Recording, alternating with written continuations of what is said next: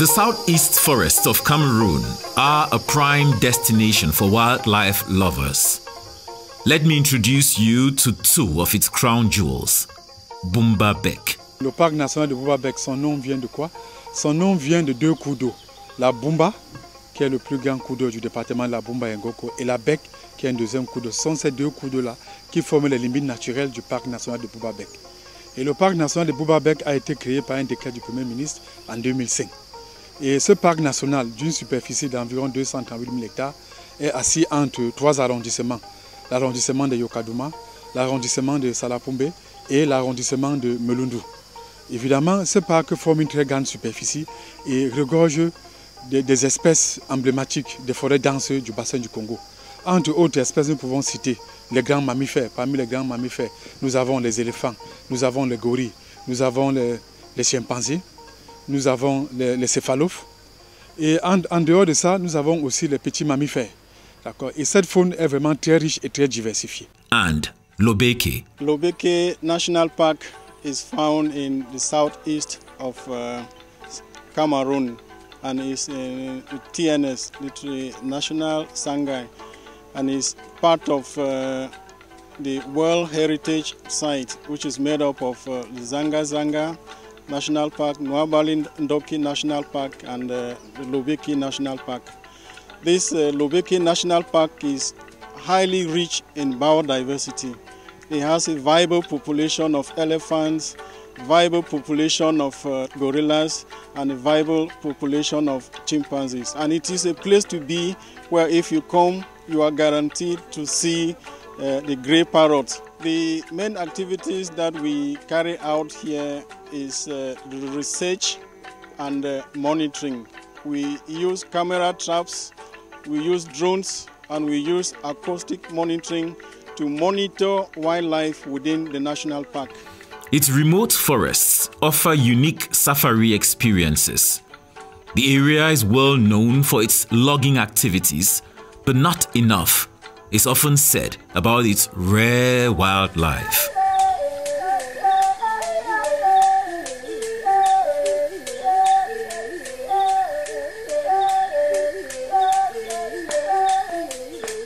In this wild east, teamwork is crucial for survival and human-fauna coexistence.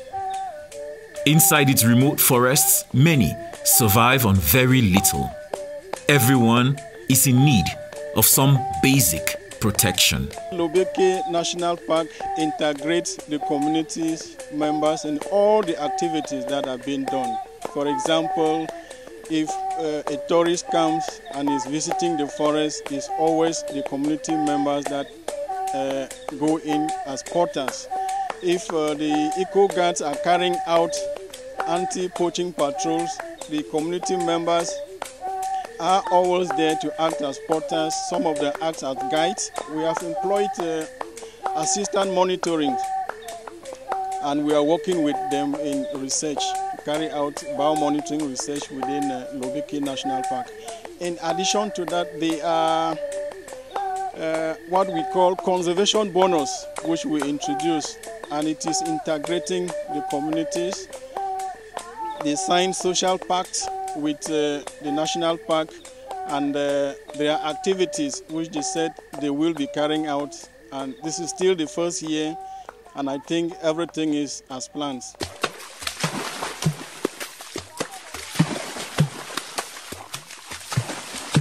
If ecotourism holds a lot of promise, raising the awareness of locals to this fact is an ongoing process. The locals need more than talk, but real incentives to hunt less. Nous nous mettons aux côtés de ceux qui viennent pour lutter contre la déforestation anarchique et en outre la lutte contre le braconnage, parce que c'est de ça qu'il est question. On ne peut pas parler des arbres sans parler de la faune. Ces choses-là vont ensemble. Et c'est là où j'ai parlé de la base de notre histoire. Nos repères sortent dans la forêt. Nos distractions, c'est dans la forêt. Nos contes c'est la forêt. C'est vrai qu'il y a eu beaucoup d'avancées dans la conscience des populations qui comprennent déjà ce que c'est que la sauvegarde de la biodiversité, mais il y a encore beaucoup d'autres goulots d'étranglement. Ça fait que lorsque nous sommes par exemple avertis ou alors on a eu une dénonciation, on a parfois des difficultés au niveau des villages par rapport à une information qui peut nous retourner. Ça veut dire que lorsqu'on se retrouve par exemple devant une chefferie qui peut-être connaît ce qui se passe, mais l'information est difficile à entrer à notre disposition. Mais il faut dire aussi que beaucoup a déjà été fait, parce que sur 10 dénonciations, 8 sortent des populations. On ne peut pas entrer ici sans ces gens-là.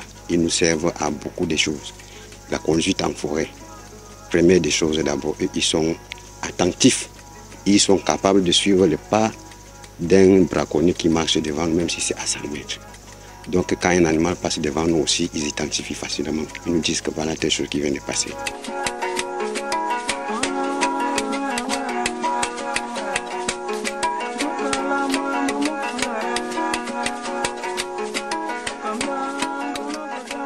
For now, we've not recorded any incident of the local communities killing wildlife populations within the national park. But as concerns the forest concessions, as usual, wildlife will move out from the national park to the neighboring zone, which is the forest concessions. And after the forest concessions, they move out now to the agricultural zone, and that is where we have problems with the communities, where from time to time there is human-wildlife conflicts. But we want to move on to what we call human-wildlife coexistence, so that all the community members should learn how to live with the wildlife and should accept wildlife as part of the community. It is not just the local population who are struggling for survival. Some of the parks too. Les défis que nous faisons pour la conservation et la protection de ce parc, il y a la lutte contre le braconnage, parce que le braconnage dans la zone périphérique du parc, même dans le parc, est très intense, surtout dans la partie nord. On est limitrophe d'un côté avec la RCA et de l'autre du côté de Molundu avec le Congo, la République du Congo. Donc on a des incursions à l'intérieur de nos forêts, des braconniers venus de ces pays voisins, tant pour la recherche de la faune, mais aussi pour l'exploitation forestière. Également comme défi, nous avons le défi d'aménagement écotouristique. Vous avez été vous-même dans le parc. Vous avez vu que pour qu'un parc puisse avoir accès aux touristes, pour pouvoir observer la grande faune, la grande diversité qui existe, il faudrait qu'il y ait des routes d'accès au parc. Il faudrait qu'il y ait également des aménagements de type écotouristique tels que les écologes pour pouvoir permettre d'accueillir les touristes qui viennent de par le monde entier. Observer cette grande richesse faunique du bassin du Congo.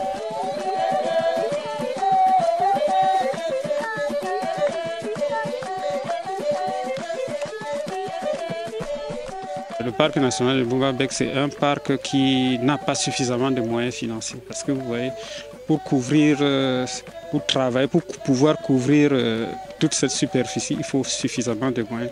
Je prends l'exemple, n'est-ce pas, pour venir ici, partant de Yokadouma, pour arriver ici, ça nécessite beaucoup de carburant. Ça nécessite, n'est-ce pas, la prise en compte, n'est-ce pas, des membres des équipes qui viennent ici. Il faut les nourrir, n'est-ce pas? Il faut quand même que ceux-là qui viennent puissent rapporter quelque chose pour s'occuper de leur famille. Et ajouter à ça, il faut traquer les braconniers. Il faut acheter le matériel, les outils, les caméras trappes, les véhicules, les GPS. Il faut former les éco-gardes pour, n'est-ce pas, qu'ils soient opérationnels. Ça nécessite énormément de moyens. Construire les campements, ça nécessite beaucoup de moyens. Donc c'est autant de choses qui font à ce qu'on se limite seulement au vu du peu de moyens que nous avons à s'occuper, n'est-ce pas, à mettre l'accent, n'est-ce pas, sur certains sites.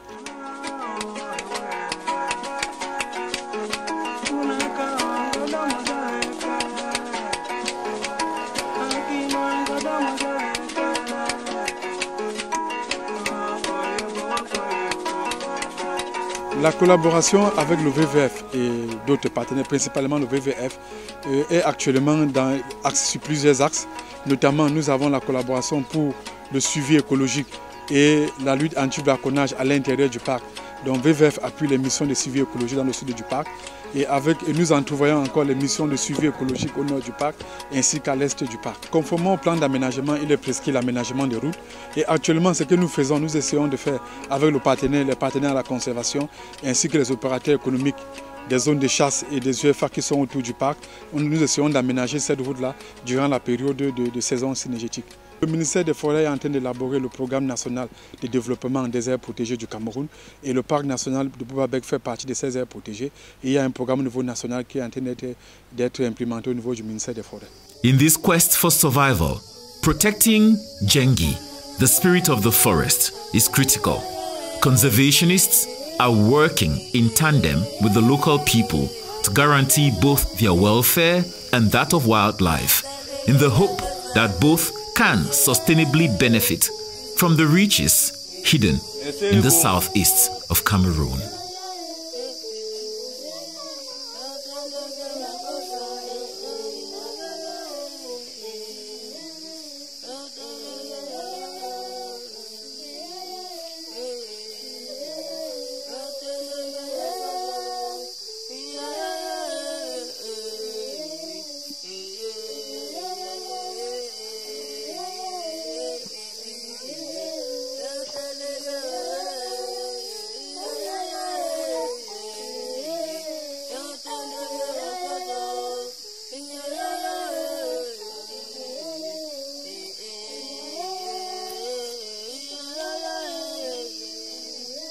Akono kojo. Akono kojo kaje kojo.